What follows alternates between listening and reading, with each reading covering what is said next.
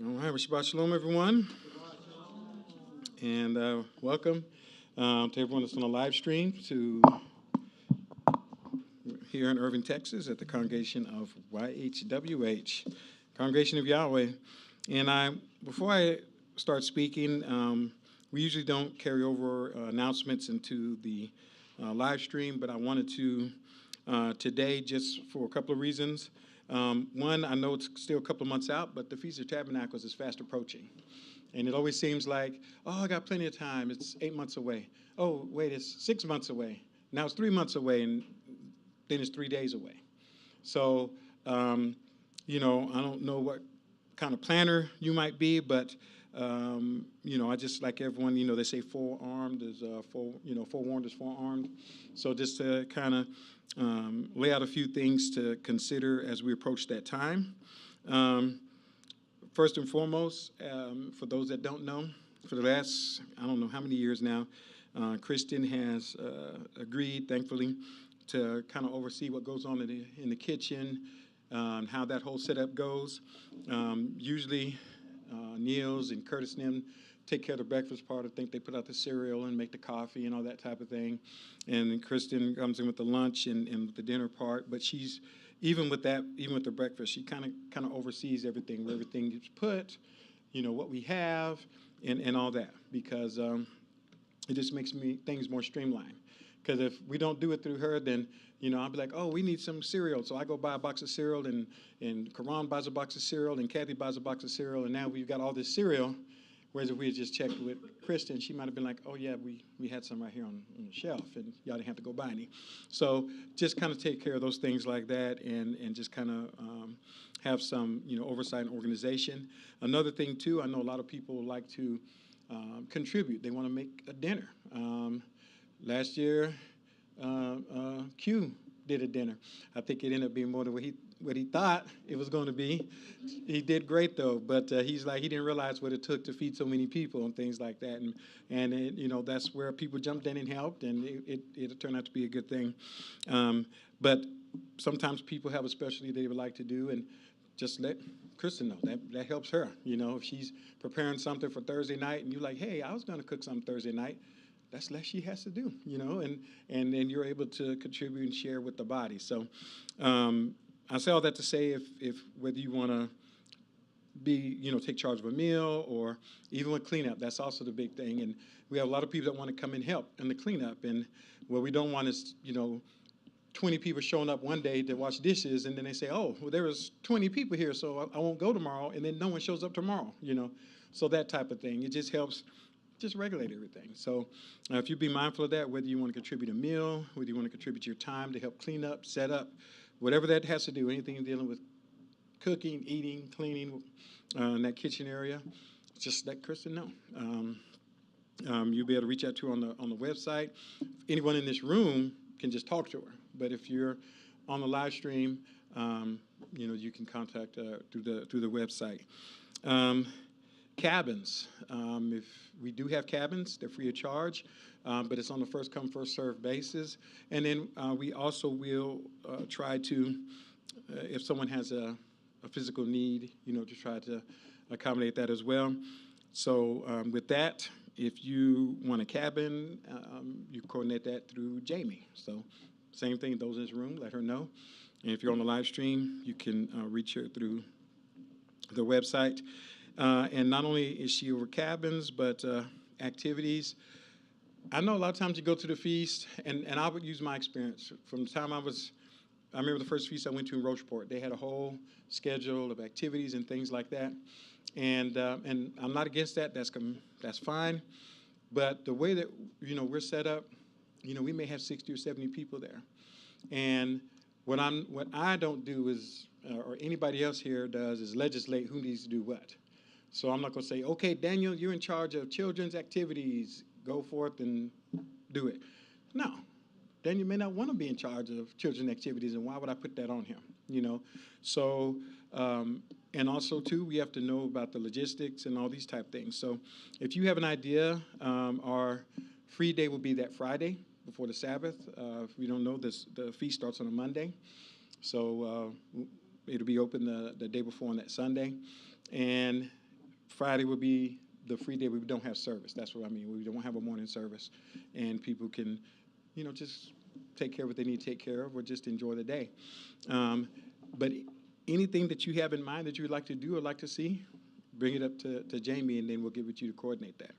And one thing, if you're thinking it, then be ready to participate. Like I said, I'm not going to say we need to have children's classes, but someone else needs to do it. It's just my idea, but somebody else needs to implement it. If I want children's classes, then I need to give it Jamie Black. I want to run a children's class, and how can we make that happen? So don't be volunteering other people. It's your service, not you volunteering somebody else's. So that's the cabins, activities, speaking. If you want to speak, now of course we have the speakers here. We got Robert, Tino, Curtis, Daniel, Q, Damien, myself. We have people, but we have 2 messages every day, and then we also have firesides. And I'm thinking, if you look at the schedule, the way the feast runs, it starts on a Monday and runs all the way to the next Monday. Now, we do have to realize that means the last day of the feast is on that Sunday. We have free days, so just think about the time. But if you would like to facilitate a fireside, just let me know. I've already had a couple of people to do that. Or maybe some kind of a Bible study. Maybe we'll forego the second message and have some kind of Bible study format. But if there's something you'd like to share, just let us know. And I will say this, just like here, if you want to speak and want to share in something, you have to know the word. We don't all know everything, but be ready to be questioned. Just like here, you saw Daniel, he's up front. He took questions. He's answered questions. He didn't be like, why don't y'all just stop and leave me alone so I can finish this? There wasn't that. It was because it's about sharing and all of us growing in the word. And that's even, and it doesn't matter the message. There's no, just because I'm standing up here doesn't mean, well, my message is more important. No, we all can be questioned, every one of us. And the answer must be, not should be, can be, it must be rooted in the word. We must be able to show you in Scripture where it says that. And if we can't, then we need to be mindful about why we're saying it in the first place. We're accountable. We're accountable to one another, and most importantly, accountable to Yahweh. So this is, if you just want to get up and do some kind of pet theory, or I've been thinking about this, that's not the format to do it. That's not the place. You can do that while we're sitting around chit-chatting, between messages or anything like that. But when we get up before others to really share in the word, it needs to be in the word. Okay?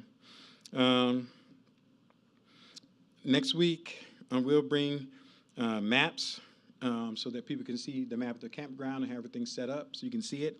And we'll also I'll get with Amara so she can put it online. And I'll try to have a list of things put online and also here of things to bring. Sometimes people don't think about it, especially if you're going to stay on the campground. What should I bring? And the camp also gave us a list of things you can use in the cabin and as such. And almost done.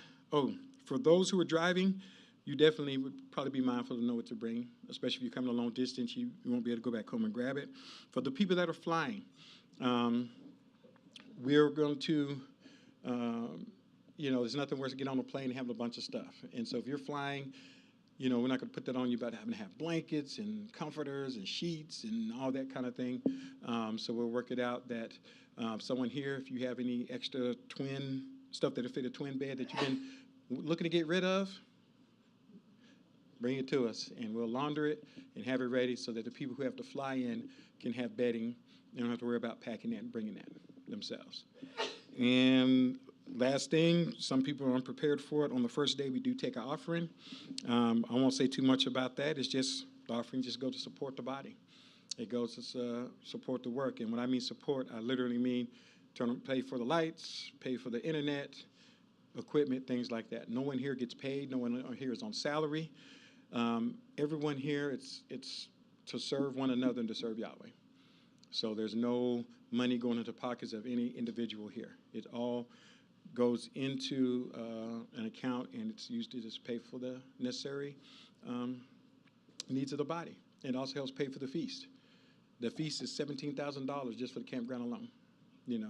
So we use it to pay and offset that. We use it to pay for the food. That's another reason why we check with Kristen. She is a good steward of being, of being a good steward of the money to pay for the food, and the food is free, and so we just, that's what it goes for. And when I mentioned that sparked one last thought, and I'll say this: if you plan on coming, you can let us know. You can reach out to me or Tino or Curtis, any of us, or like I say, on the website. And the only reason why, there's no registration per se, but if you're just saying, hey, yeah, I'm going to come, and Kristen thinks when you say me, you just mean you, and you be like, oh, no, what I really meant is me, my wife, and my 4 children. Well, that's 6 people, not 1 person. And if she's thinking about meal prep and she's preparing for 1 person, you didn't tell her it was going to be 6 of y'all. And so we just want to make sure there's enough prepared for everybody, or that she buys enough for everybody without her having to run out and try to go shop to make up for the shortfall. So with that, we will get into the message. Thank you for your time. But I want to say this online because I know a lot of people that are on streaming in come to the feast. Steve and Laura come to the feast, and they've been there. And Rhonda watches, and she has them come to the feast. So I know there are those out there, and this is information that they need to know. So with that, I'll just transition right into my message. My title of my message is Deciding to Choose. Deciding to Choose. And sometimes I muffle the ends of my words, so I'll say it one more time. Deciding to choose. And it was interesting because last week I wasn't here. We had gone out of town for a couple of days, my wife and my family. And on the way back, we stopped in Huntsville, and we kept the Sabbath with the Congregation of Yahweh in Huntsville.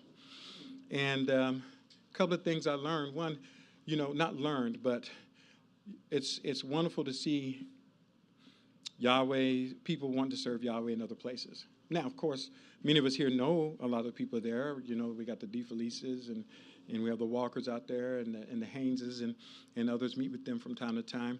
But just that they established a fellowship with others who can't come from Alabama and come here every other week or every week. But they have a place where they can meet with people who love Yahweh, people who are searching for truth. That's what this is about. And I'm saying this for anyone that's out here listening. This is not, this is authentic. When we were reading in Acts chapter 12, when when Peter got out of prison, he went to a home where people who were serving Yahweh were gathered together. He went to a house. He didn't run down to the local synagogue or the local church. And back then, it was about those who were seeking Yahweh, those who wanted to obey him. So guess what? When they established that place where they could meet out there in Huntsville, they don't need our permission. There's no central office that, it's not a franchise like McDonald's where you need, franchise rights and permission to set up a McDonald's. Okay? The thing about it is it's family, the family of Yahweh.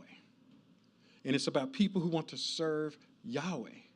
And 2 times in Scripture, people have tried to tell on other people, and they got pretty much the same chastisement.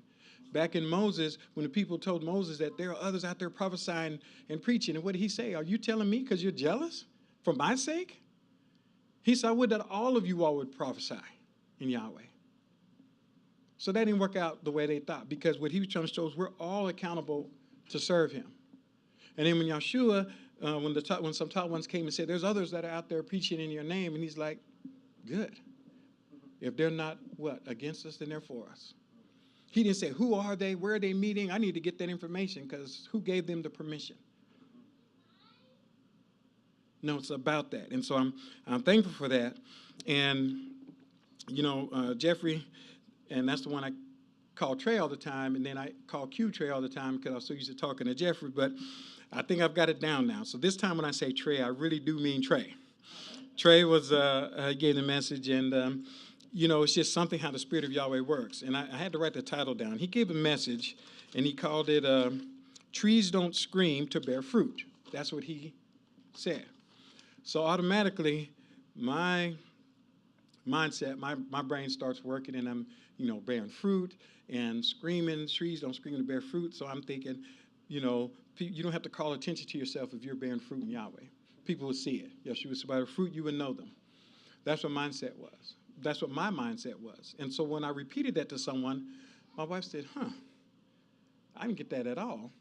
I was thinking, because he actually did read quite a few verses that talked about, longanimity and self-control and being mindful of our temper and our attitudes. And he did read scriptures that spoke to that, because long-suffering is a fruit of the Spirit, right? And so was patience and self-control and all these things. And so he was speaking of that, but what we both heard didn't conflict with one another, but it's something how we both heard something a little bit different. But we were both edified. And so I know you're still wondering, so how does all this work with deciding to choose? In the course of his speaking, he made mention of, decisions. And then he said, or is it a choice? And he said, well, I don't want to get in the weeds about decisions and choices, but are they the same, or are they different, or what?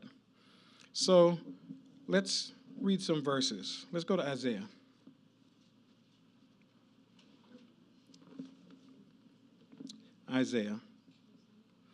Isaiah 45.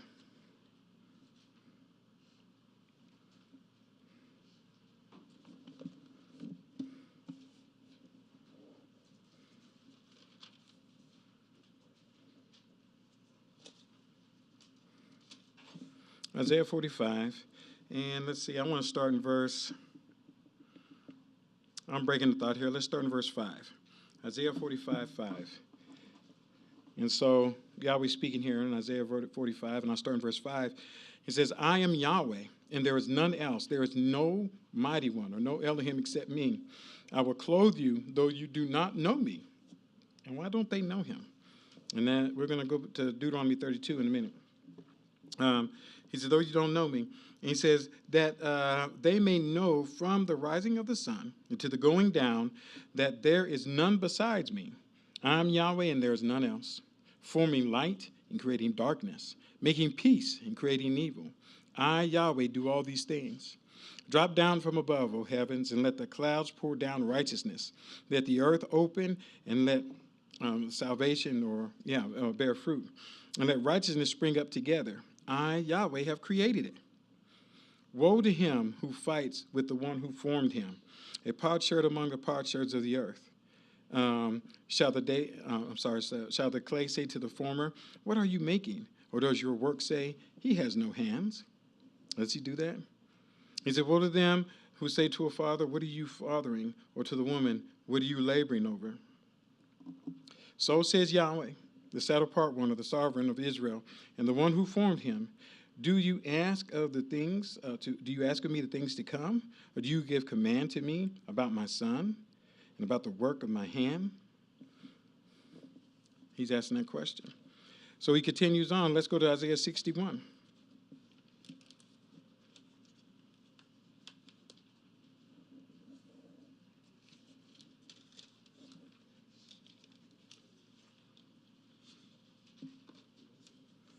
Isaiah 61.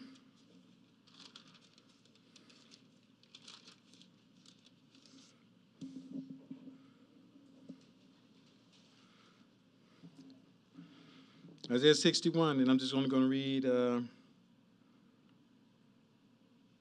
verse 1, Isaiah 61, 1. And it says, the Spirit of the sovereign or the master, Yahweh, is on me, because Yahweh has anointed me to preach the good news to the meek. And he has sent me to heal the brokenhearted, and to proclaim liberty to captives and recovery of sight to the blind, and the complete opening of the bound ones. And I want to read those two for this mindset. He's talking about this freedom and this ability to be with Yahweh and what he wants to do with us. And so where does this come from? Let's go to Joshua chapter, and everyone's familiar with it, Joshua 24. It's kind of going backwards here, Joshua 24.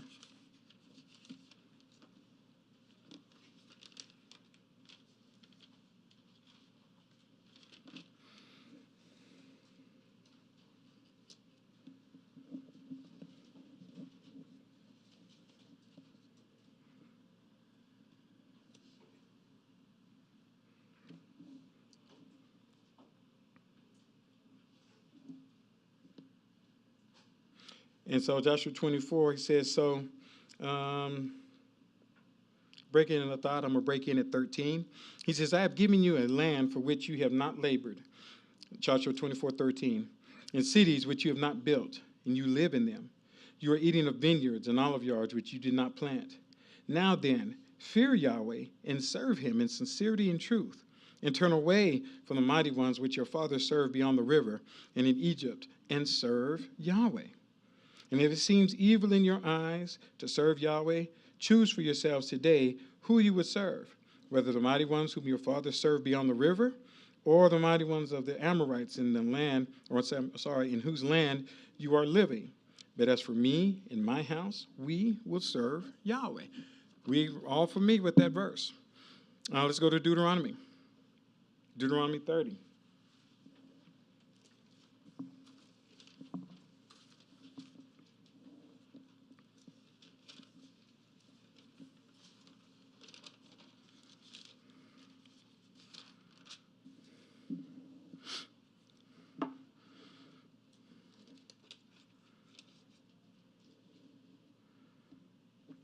Deuteronomy 30, and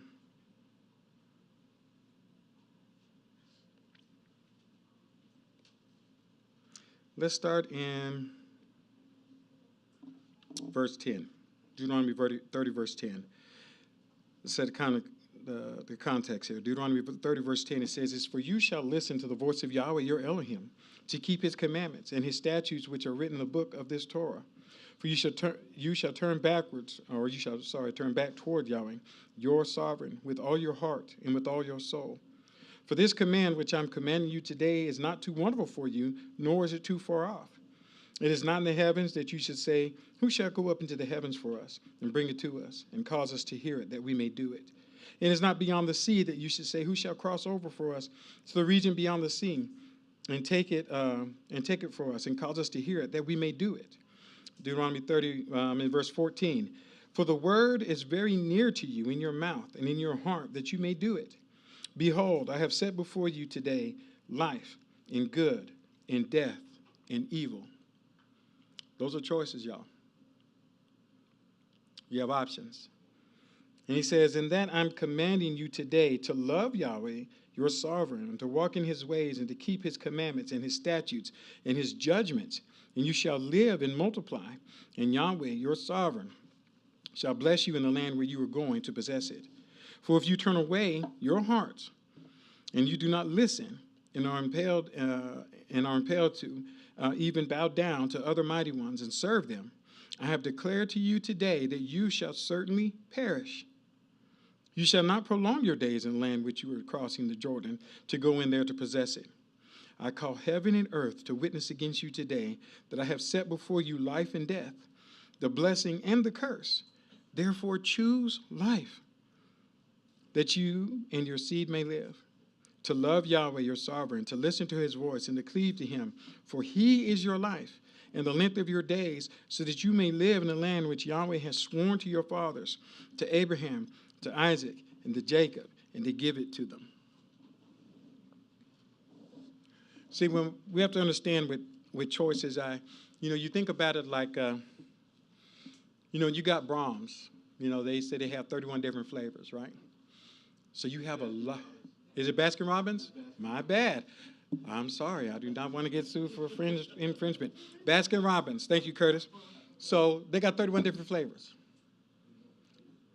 That's a lot of choices, isn't it? But are those the only choices? No. You can go somewhere else. You can go to Sonic. You can go to, I can say Brahms. You can go to a lot of different places, right? If they don't have the flavor that you want. You can go to Beth Marie's and have even more than that. There you go. And, I think about it like this. Jamie and I was talking, and because she used the ice cream parlor example with me. And then I started thinking about it. See, what he's showing here with Yahweh is a lot of times people make decisions off of bad information. And here, Yahweh is telling them, this is what I'm putting before you. Here are your choices. Not only that, but here are the outcomes. There's no mystery.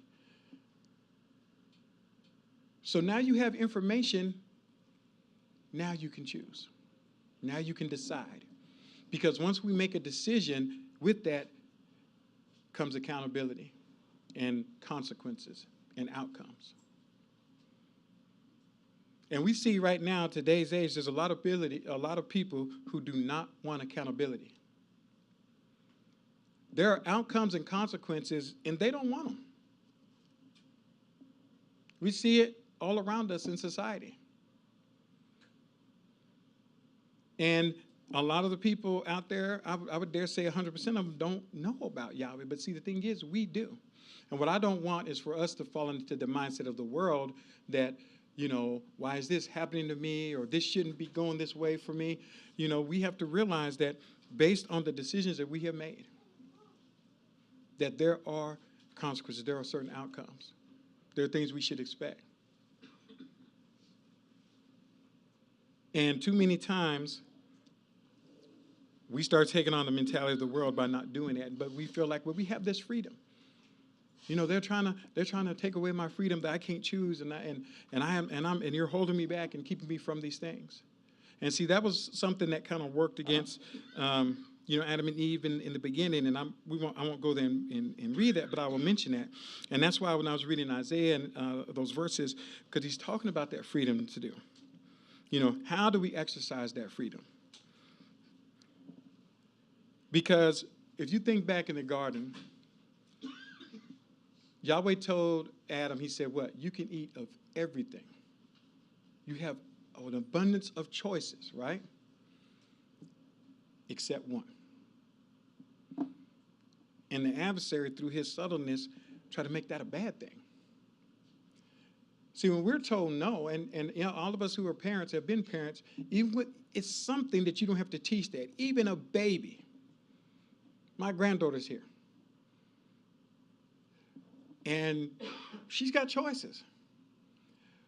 But I can guarantee you, if I got her and I'd be like, don't touch that. Now that's all she can think about. She's not going to rest. She's fixated because it's just, I don't know if it's our psyche or what, that now something's being held from us. You don't want me to have it. It has to be something insidious behind that. You're holding something back from me. And all I'm doing, I remember, when one of my other children, when they were younger, it was the oven. I didn't want to touch it because it's hot, right? We've all seen children learn the concept of hot. Don't touch that because it's hot. Now that's all they can do is focus on it. And when you're not looking, they touch it. And when they start crying, you already know what they did. They touched something that was hot and they got burned. You didn't tell them that because you despise that child or you're trying to keep them from something. You're trying to protect them. And you're trying to protect them for the consequences that come with that. And that's what Yahweh was doing. But he wants us to choose him more than anything else. Yahweh has a master plan, and so that's the same thing for us. We seem to think that if there's something that we're told no about, that it's somehow impeding on our freedom, it's impeding our ability to choose. We should be able to choose everything we can. But do we trust Yahweh enough that we want to choose him? Here, he makes it plain. He says, why don't you choose these things? Because he already said Yahweh's going to prolong your life. He's going to give you all these things. He's going to do all these things for you. And I read this because this is something that still speaks to us. Now, we're looking at this and we're thinking, that's a no-brainer. So why didn't they choose Yahweh? He gave them the choices, gave them the options, told them the outcomes. So why didn't they make the proper decision? And this is not going to be a sermon on why they didn't do what they were supposed to do and why they messed up. What this is a message about is for us to consider the decisions we make. Because we've been informed just like they were informed.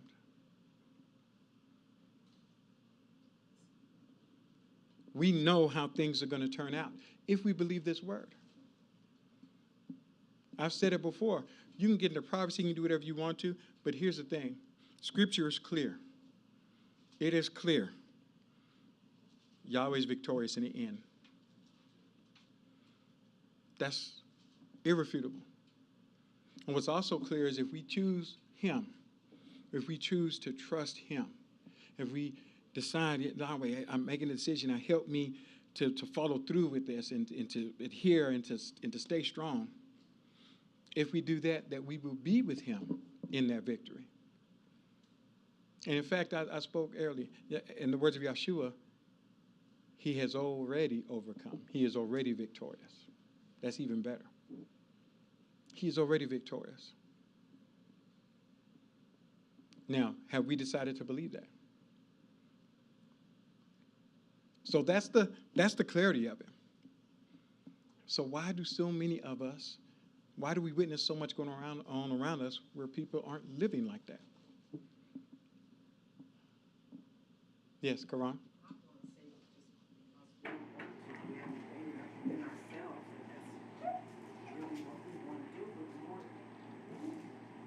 Not really having an answer, just speaking on Mm-hmm. top of my head. You're asking, why do we continue to do what we do when we know what the end result is? It made me think of Romans 7. Mm-hmm.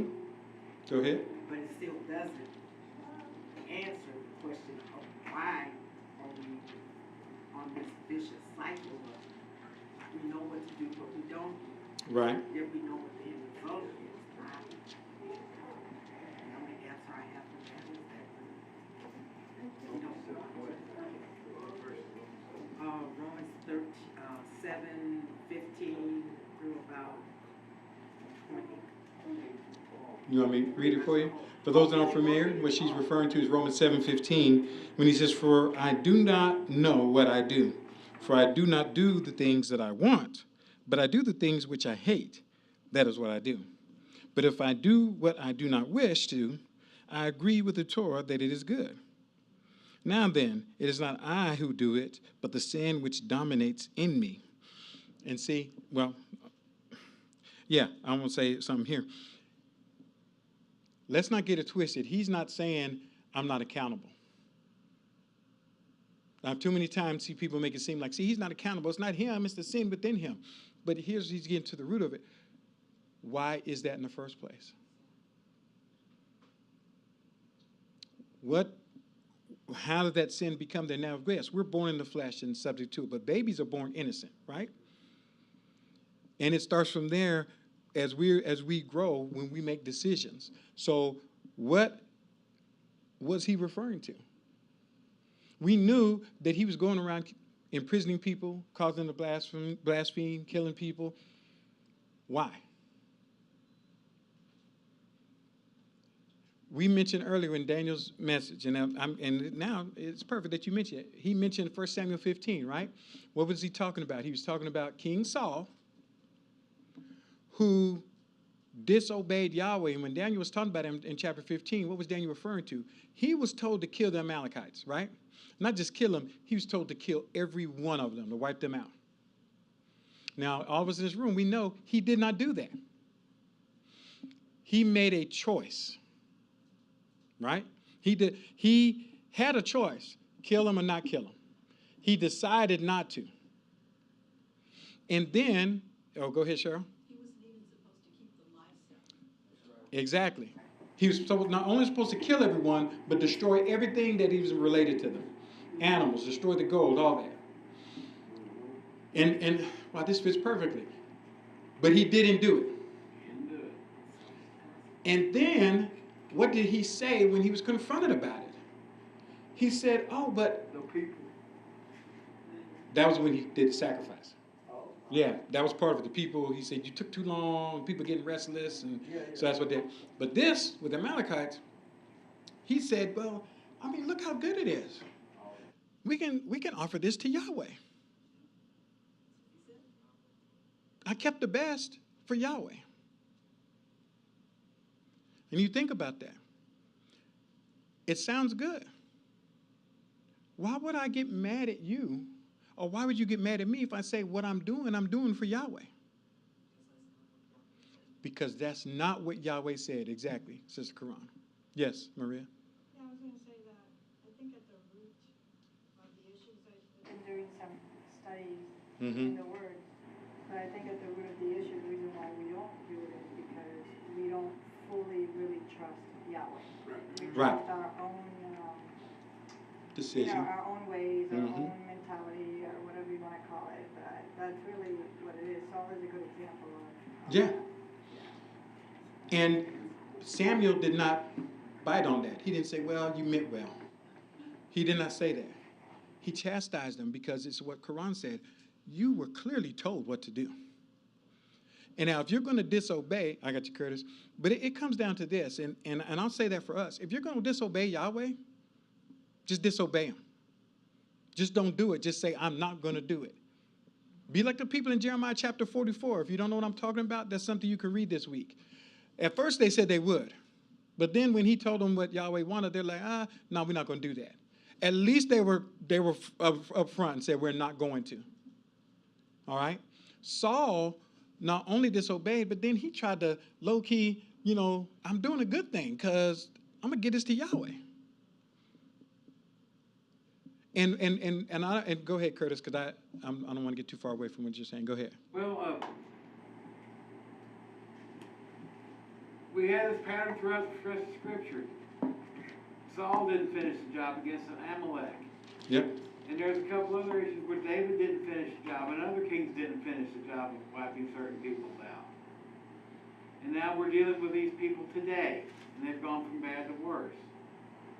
And some of these people add up to Psalm 83. So the kings found in Psalm 83. And what are you referring to at Psalms 83? What do you mean? Well, because now about it, since these folks were not wiped out, we now have some of these nations that were spared that when the likes of David, Saul, and others did not finish the job and obliterated these people, we now have these people in Psalm 80, some of these, not all of them, but some of these people in Psalm 83, some of these nations in Psalm 83, forming a conspiracy against Israel. Mm-hmm. And we still have some of these, this unfulfilled conspiracy. Yes. This unfulfilled prophecy. And we still have some of these people, that's why we got the problem with some of these people today. We got some of them fighting amongst themselves right now as we speak. There's a sinister self-taking that. We were reading about the news, these people fighting amongst themselves. Right. And so what you're looking at is a consequence of a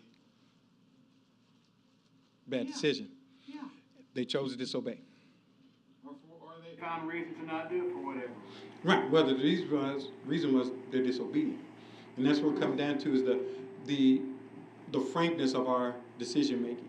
See, because decision is making it, when you make that choice, being informed or using the information that's there for you.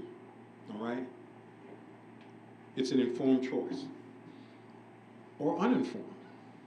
And the reason why I say that is because some don't choose to be informed. That's still a choice, by the way.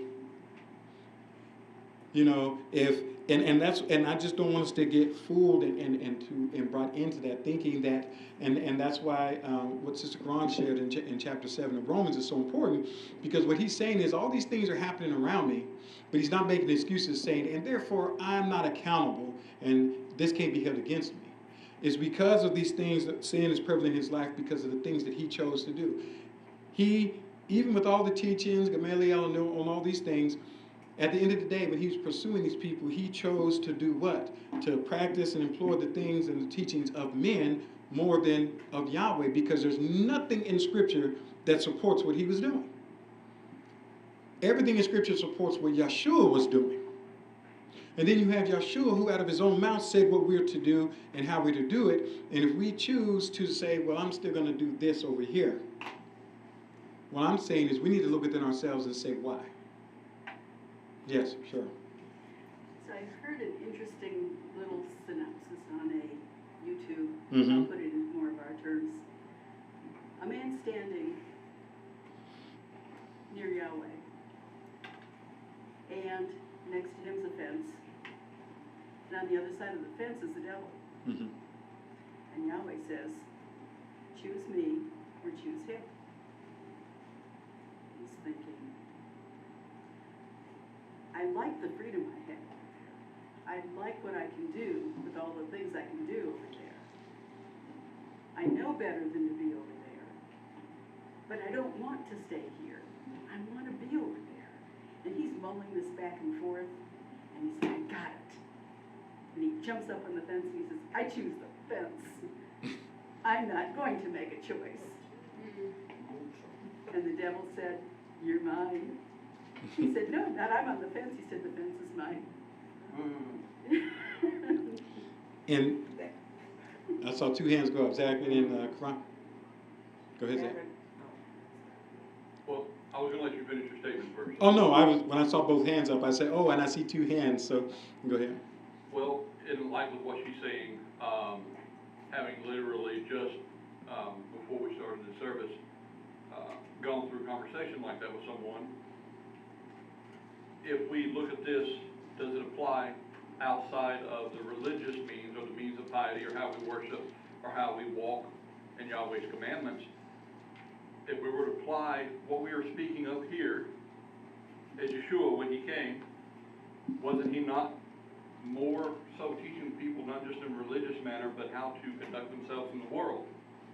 And I'm saying this, shouldn't we also apply everything that's just spoken, what she was just mentioning of, when we're in the world and doing the things of the world and amongst the world, and we are vessels of Yahweh?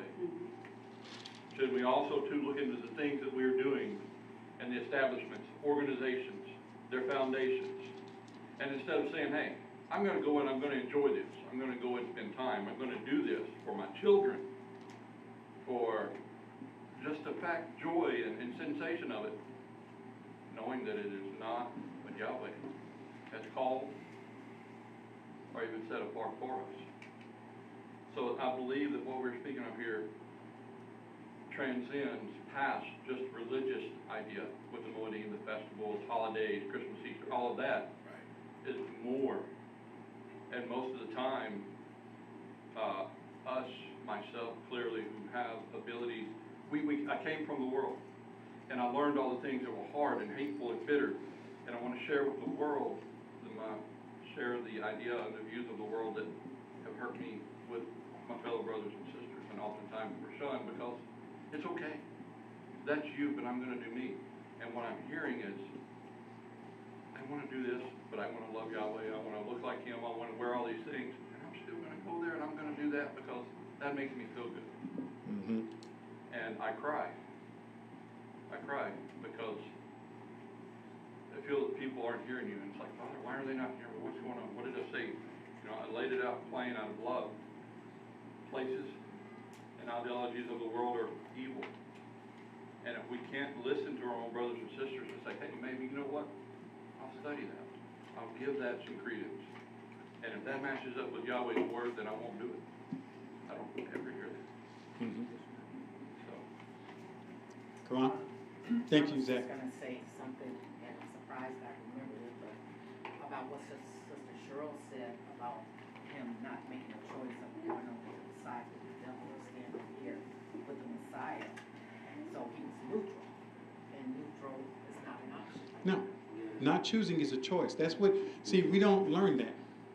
Or a lot of people don't know that.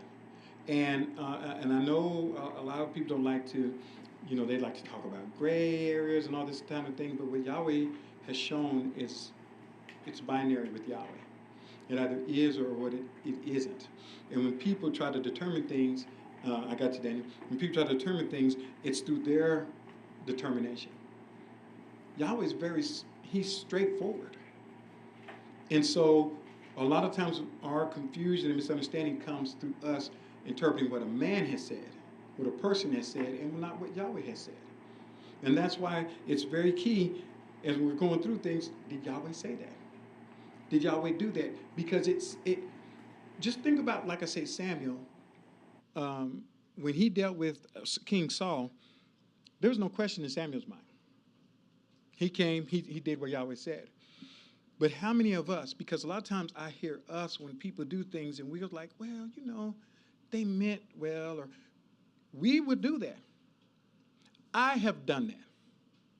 I have said, well, maybe they didn't mean to, or maybe they meant well, or just, but Yahweh's like, no. He's just. Yahweh can say, this is wrong. When Nathaniel told David, you're the man, it was unequivocal. You are the man. You messed up, David. You gave an occasion for the enemies of Yahweh to blaspheme his name, period. Now, because Yahweh is the judge, because Yahweh has kindness and he has mercy, Yahweh determines what that looks like when dealing with our mess-ups, with our decisions.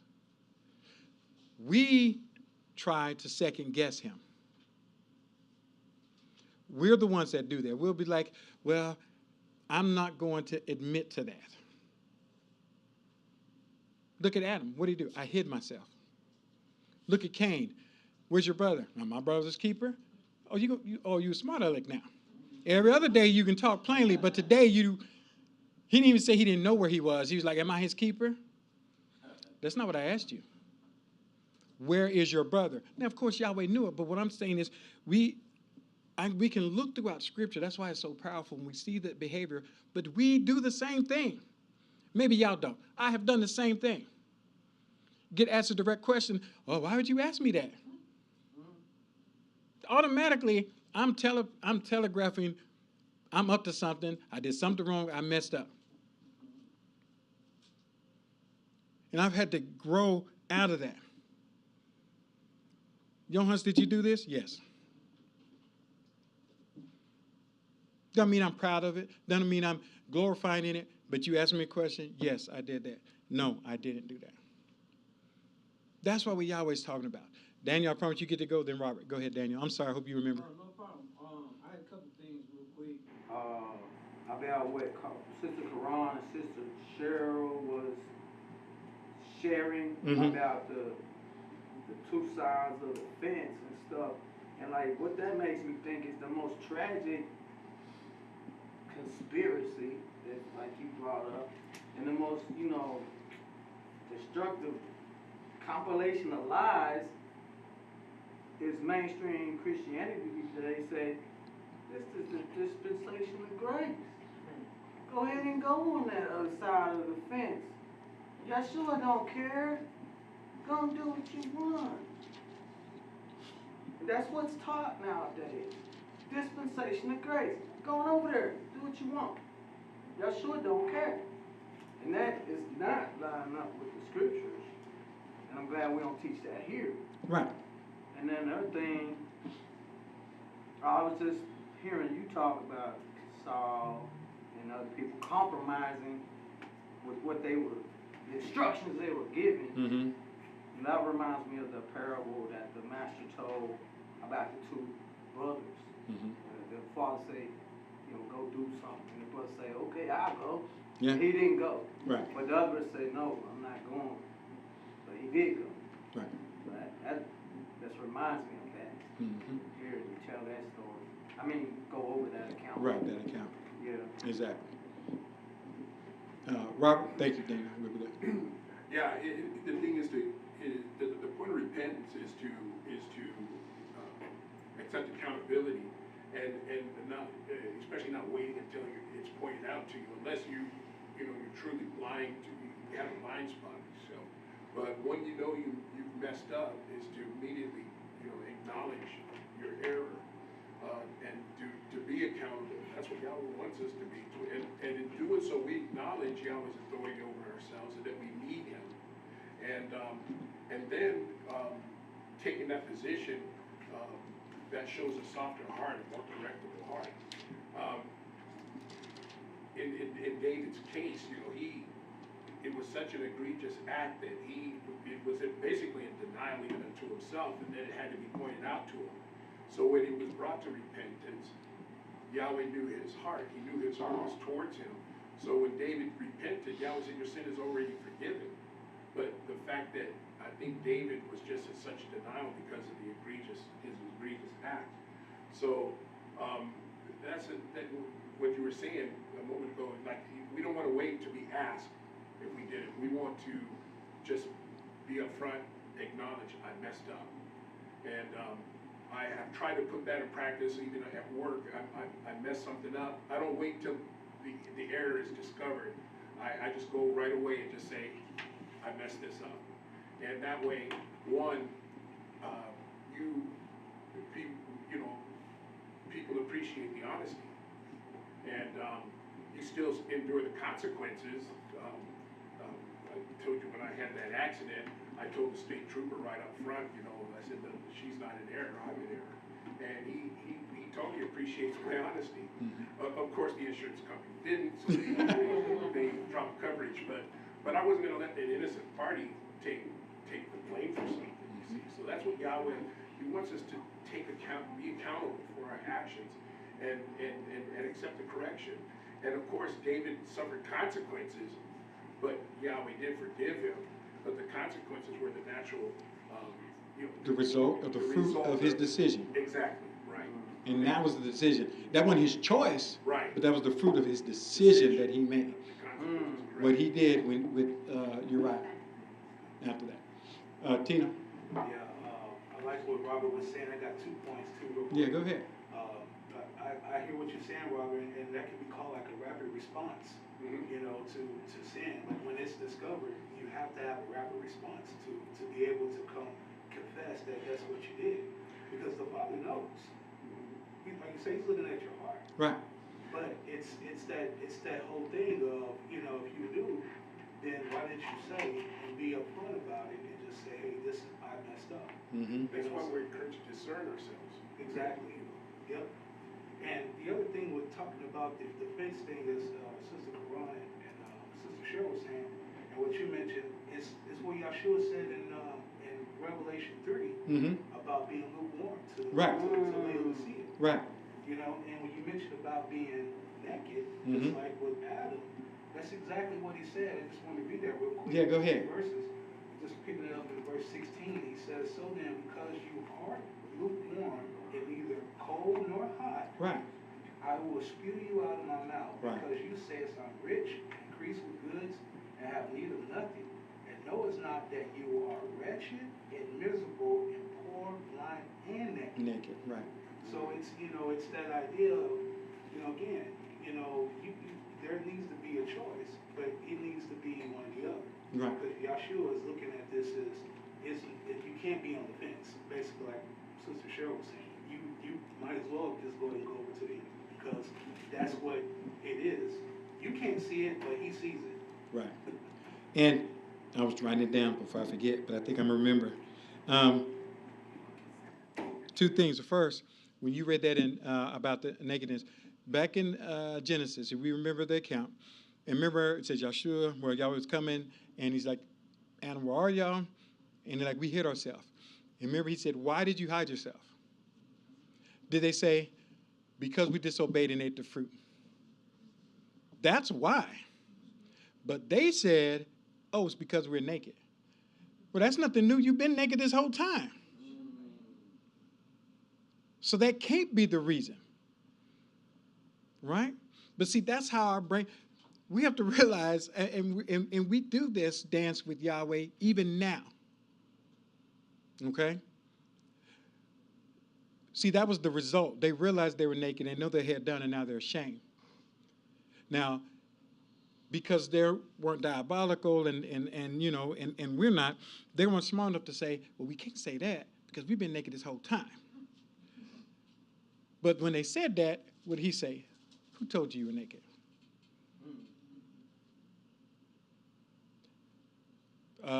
Because here's the deal.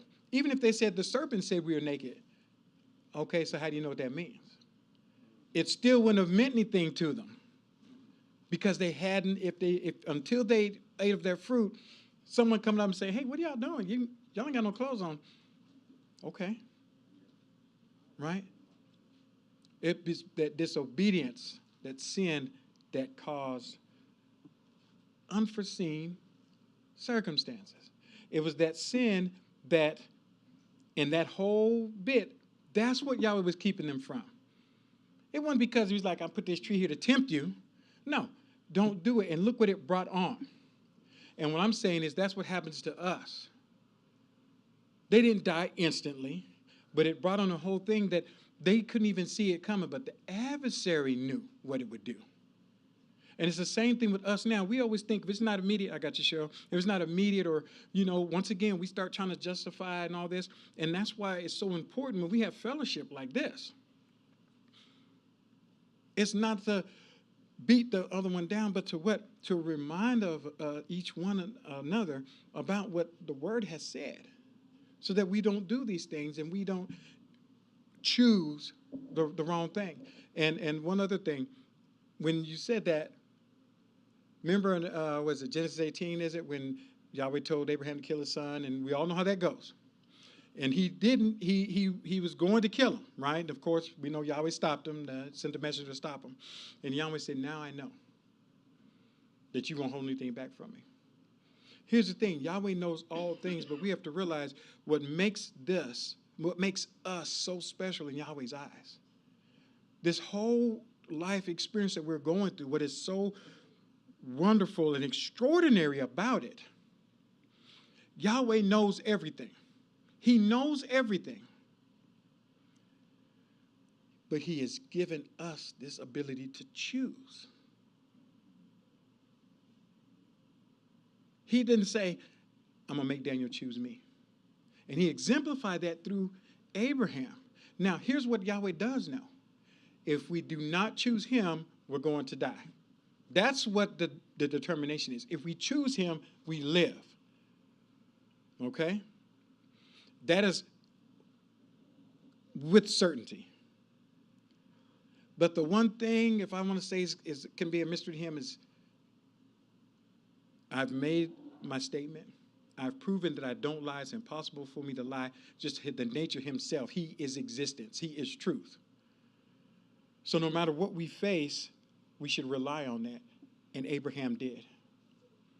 He did not question. It wasn't a matter of like, what about all the stuff you said? Oh, you lied to me. Yahweh said, do it. He went and did it. And Yahweh said, that's what I'm looking for. Who was that? I'm sorry. Abraham, Okay. when he did that. And so, 22. I'm sorry, Genesis 22. Thank you, Robert. And so what I want us to remember is to get in that mindset that that's where we need to be. And if we're not there, to work to that point, that I know Yahweh is existence. He is love. He is truth.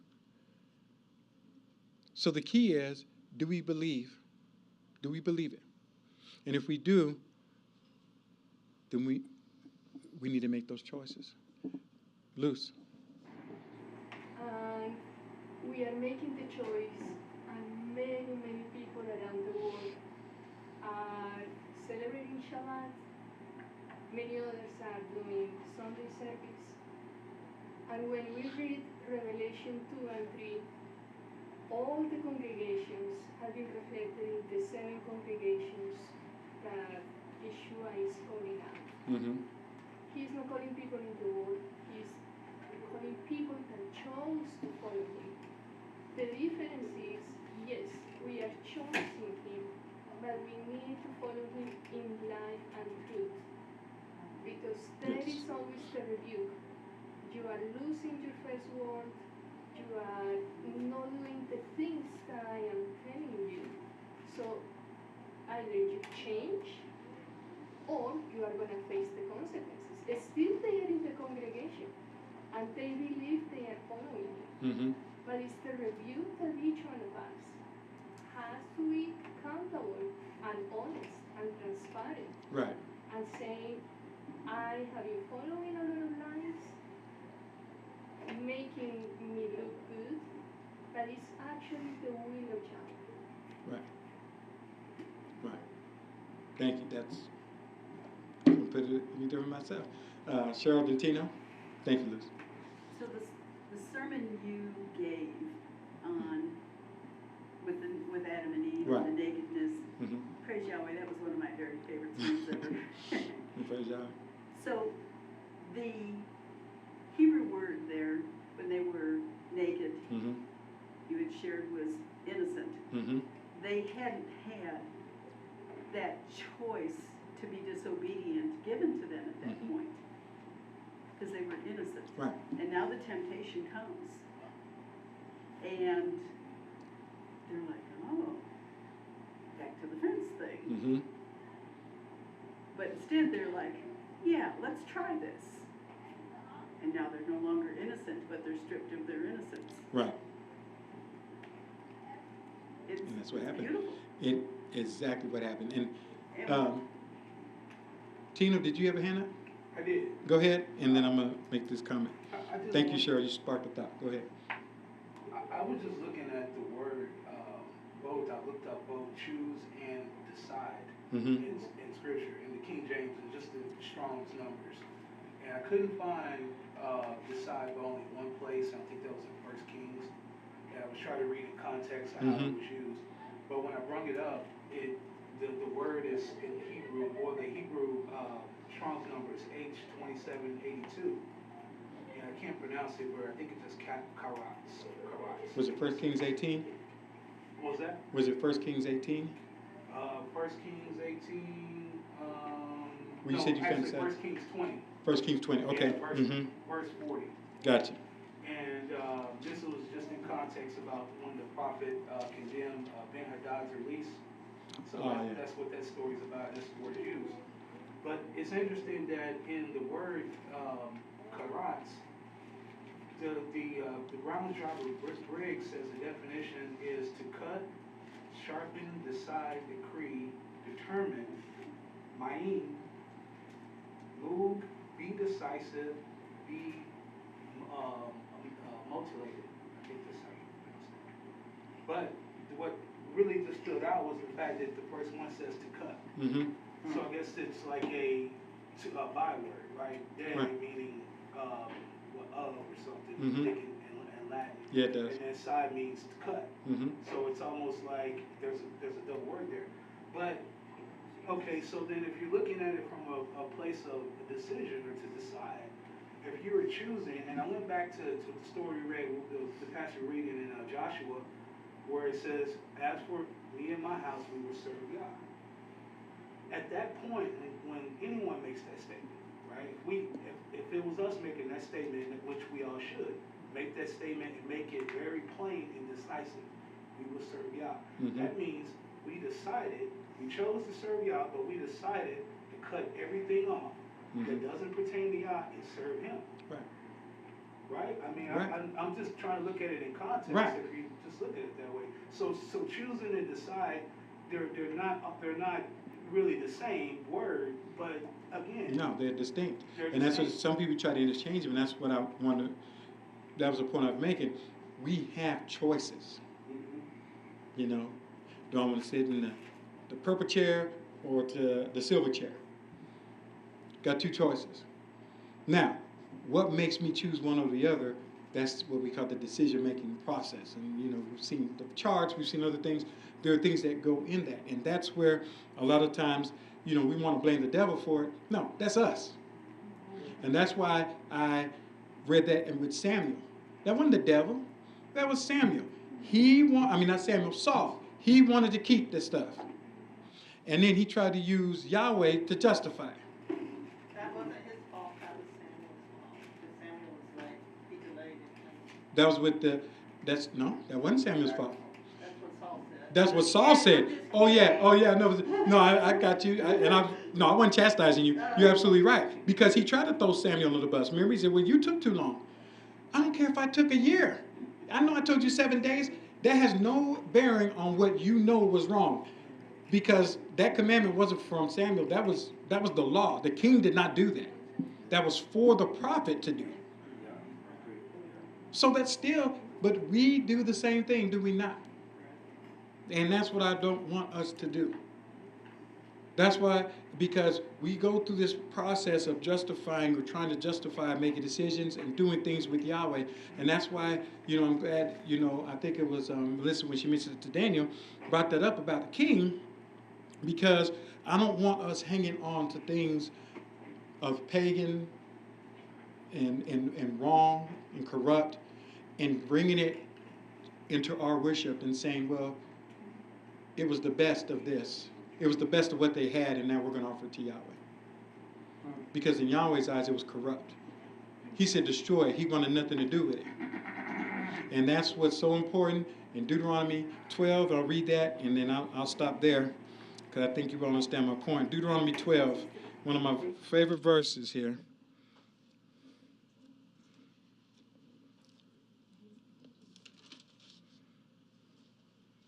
Deuteronomy 12. And let's start verse 28, 12, 28. He says, take heed and listen to all these words which I'm commanding you. He said, the words that I'm commanding you, in order that it may be well with you and with your sons after you forever, when you do that which is good and right in the sight of Yahweh, your sovereign. He's already telling them, choose this, and here's what's going to happen for you. And then he says, verse 29, when Yahweh, your sovereign, shall cut off the nations from before you where you are going in to possess them, and you shall possess them, and you shall live in their land. Take heed to yourself that you do not be snared. And it's interesting that he said snared. All right? That means to be trapped, to follow them after they have been destroyed before you. And that you not inquire about what? Their mighty ones, saying, how did these nations serve their Elohim? And I shall do so, even I. So we're going to serve Yahweh the same way these pagans serve their mighty ones. And that's pretty much what Saul did. Oh, we're going to take their sheep, we're going to take their gold, we're going to do this, and we're going to give it to Yahweh. Yahweh wants no part of it. And it's not only us in today's, when we're talking about services and worship, I agree 100% with Zachary. It's about the decisions we make in our life. Okay? The things our walk. We don't sit in here and make decisions here and then get at work and mistreat people and treat them unjustly. We shouldn't be out in the world treating people unmercifully, unrighteously. And then come here and say, oh, praise Yahweh. That's not how that works. So if you remember, as I think it's in Luke, I can't remember chapter 1 or chapter 2, when it talked about Yeshua growing, it said he found favor with Yahweh and with men. People loved him. Not because he was a people pleaser, but because of what he stood for and how he carried himself. And that's why people, they felt that draw to him. And when you do that, that's something that the world, they can't get over. That's why they were mad and said, we got to kill this guy. All right? So Yahweh says, don't inquire about their mighty ones, and do not worship me the way that they worship theirs. Verse 31, and you shall not do so to Yahweh your sovereign, for everything hateful to Yahweh, which he detests. He's telling you he doesn't like it. They have done to their mighty ones, for they have even burned their children, their sons and their daughters, in the fire to their mighty ones. All the things that I command you, take heed to do them. You shall not add to it, nor take away from it. And that is so key. And when we remember these words, it makes our decision-making so much simpler. So, I think y'all get the point. Are there any other? Oh, Cheryl, go ahead. So, we brought up being lukewarm. Yeah. And when you go back and you read in each of these churches, each one he says, reminds us that he who overcomes, I will grant. Mm-hmm. When we choose Yahweh, when we choose life, Yes. we are overcoming. Yes. And we are told that we are overcomers. Right. And the overcomers are the ones who get rewarded. Exactly. So we have to remember, through whatever pains we go through whatever hard decisions we have to go through the bad and the good that comes in our lives, we must overcome and stay faithful to Yah's ways. Mm-hmm. Absolutely. Zach? I was just going to mention here real quick, Mm-hmm. all of this that we're speaking about, several times we get an idea of what we believe it's talking about, but in chapter 6 of 2 Corinthians, it's very clear in verse 17, and if we choose to read this later, maybe... No, go ahead and read it. 2 Corinthians 6:17. It says here, wherefore come out from among them, and I want you to be separate. I'm going to read it in modern English today. He says, I want you to come out from among them and be separate, says the Master. And do not touch or handle the unclean, or the unclean things, here it says 22, and I will receive you, and be a father to you, and you will be my sons and my daughters, says the Master Almighty. Yes. Exactly. Come out from among you, touch not the unclean thing. Robert? And touching up the unclean thing is indeed a spiritual admonishment, because just as you were pointing out, Yahweh says, we didn't read the passage, but Yahweh says, don't take the idols into your, taking the idols into your heart. The unclean thing are the things that are in opposition to Yahweh, so we have to be mindful not to take on the mind of the flesh of this world, but to have the mind of Messiah in us. Mm-hmm. Because the mind of the flesh is unclean before Almighty Yahweh. Right. And that's what we have to overcome. So, I've heard people interpret this and touch on unclean thing in the physical sense. But, even in Torah, if you touch something unclean, you're unclean until evening. You bathe you wash your clothes, bathe your flesh, you're just unclean until evening. Right. It's not a permanent state. But it's when you take to yourself the unclean thing, now you become an abomination for Almighty Yahweh. Exactly. You take these things into your heart. Exactly. Exactly. Just real quick, exactly what he was saying. The verse before it is what I was going to read a while ago. Uh-huh. It says, be not unequally yoked right. together. All right, oftentimes within the King James, the language, they use the word touching and touch. Yeah. It means come together, hand in hand with. Right. You make a handshake, an agreement with, you sign a piece of paper, buy something, and you get a receipt. How many times in the past have we all went and seen something evil at the movie theaters? Oh, this ain't gonna hurt me, it's not that bad. But you just got a timestamp and receipt that's gonna be eternally marked against you if you did it. Yes, there's forgiveness, but you came together with that. You made a compact, you made an agreement. And today we still do that with the things of the world. Right. And that's what he's talking about here. Yeah. Exactly. He wants us to be a vessel to him, but yet we're going to put ourselves right center stage in some concert, some kind of fun world that's satanic in all of its foundations. And I hope I'm not preaching against the choir, but this is what he's speaking. No, and I'm glad you said that. It reminded me, because Sister Karan made a comment when she was saying about freedom.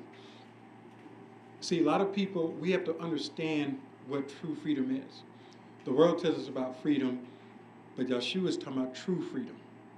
He says, the peace I give, it's peace indeed. Yeshua's not talking about, oh, no one's going to fire nuclear missiles at each other. That's not what he's talking about. Yeshua's talking about the peace. We read an example today. Once again, back to Daniel's message. It started out in chapter 12. Peter was asleep because he was so at peace, because he knew he was in the hands of the one who could save him, which was Yahweh.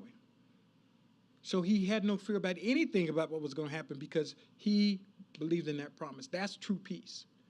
Just like what true freedom is, John 8:45, or is it 8:45, I think it is, where you know the truth and the truth will make you free. That's true liberty and freedom. I appreciate everyone's participation. Thank you so much. And if there are any more questions, y'all be blessed. Hallelujah.